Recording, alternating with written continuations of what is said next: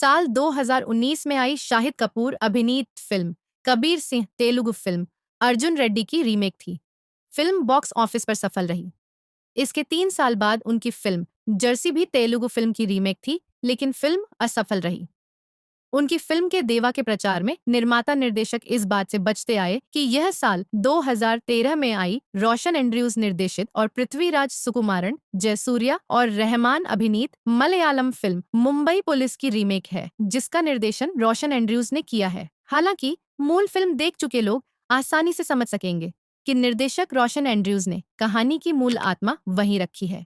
मूल कहानी बॉबी संजय ने लिखी थी। इस बार भी कहानी के क्रेडिट में उनका नाम है।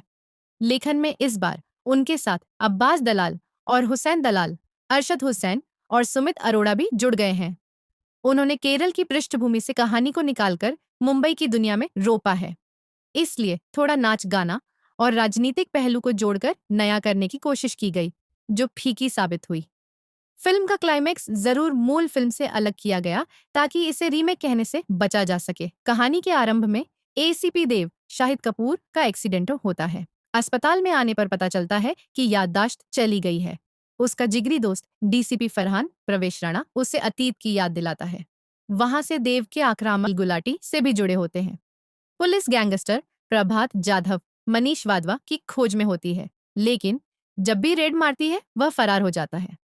देव का दिल उसके साथ काम करने वाले कांस्टेबल की पत्रकार बेटी दिया पूजा हेगड़े पर आता है।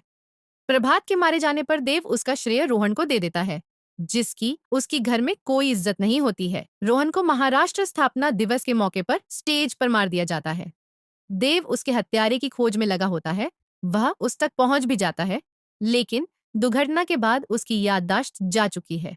उसका स्वभाव बदलता है, लेकिन प्रतिभा नहीं। फरहान उसे दोबारा से रोहन के हत्यारे को खोजने की जिम्मेदारी सौंपता है। अब बेहद शांत हो चुका देव मामले की तफ्तीश में जुटता है। बतौर निर्देशक रोशन एंड्रयूज की यह पहली हिंदी फिल्म है। इंटरवल से पहले कहानी धीमी गति से आगे बढ़ती है। उसमें देव के अतीत की परतें खुलती है। एक दृश्य में डॉक्टर कहती है कि एक्सीडेंट से पहले तुम देव ए थे, एक्सीडेंट के बाद देव बी हो गए हैं।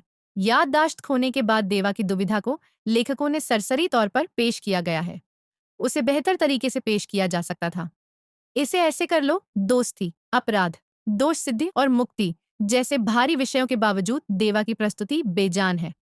प्रभात जाधव को पकड़ने और मारने के प्रसंग में कोई कौतूहल या रोमांच नहीं है। उसका रुतबा धारावी की गलियों में पुलिस के प्रवेश करने के साथ बताने का प्रयास है। यह अमिताभ बच्चन अभिनीत अग्निपथ की याद दिलाता है। देव और दिया की प्रेम कहानी भी बेमतलब की है। दिया का पात्र मूल फिल्म में नहीं था। अगर इसमें भी नहीं होता तो कोई खास फर्क नहीं पड़ता। पत्रकार होने के बावजूद उनका पात्र कहानी में कोई खास योगदान नहीं दे पाता है।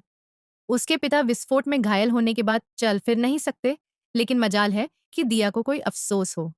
देव का अपनी शादीशुदा पड़ोसन के साथ संबंध और उसका राज बताने का प्रसंग बहुत सतही है। फिल्म का क्लाइमैक्स सपाट तरीके से सामने आता है। वहां पर देव की मन स्थिति या दुष्परिणामों को लेकर कोई आत्ममंथन न दिखना अकड़ता है। भावनात्मक दृश्यों में कोई भी भाव न जागना भी फिल्म की सबसे बड़ी कमी है। शाहिद कपूर पहले भी हैदर, उड़ता पंजाब, कबीर सिंह जैसी फिल्मों में नजर आते हैं। पूजा हेगड़े के हिस्से में कुछ खास नहीं आया है। संयमित पुलिसकर्मी की भूमिका में प्रवेश राणा सटीक कास्टिंग है।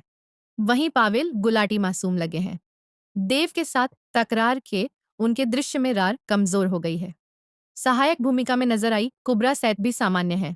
एडिटर ए श्रीकर प्रसाद के पास चुस्त एडिटिंग से फिल्म की अवधि को कम करने की पूरी गुंजाइश थी। विशाल मिश्रा का संगीत औसत है। सिनेमेटोग्राफर अमित राय मुंबई को अपने लेंस से बखूबी दिखाते हैं। देव की पटकथा में कसाव होने पर यह बेहतरीन फिल्म बन सकती थी। फिल्म का क्रेज इतना ज्यादा है कि ऐसा लगता है यह एक हफ्ते तक सिनेमाघरों में हलचल मचाएगी।